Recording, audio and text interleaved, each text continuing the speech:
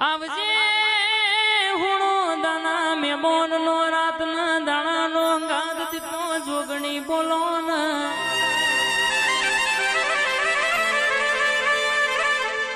કે દુનિયા વિચારમાં પડી છે માસ્ટર નો છોકરો માસ્ટર થાય ડોક્ટર નો છોકરો કે રરબા ડોક્ટર થાય પણ ભૂવો જ ન બનવું હોય તો નસીબ હોય ન બનાય છે દેવભાઈ ઓની વાતો જુદી છે કે કેન્સર જેવા રોગે મટાડ તો આપણી મેલડી મટાડ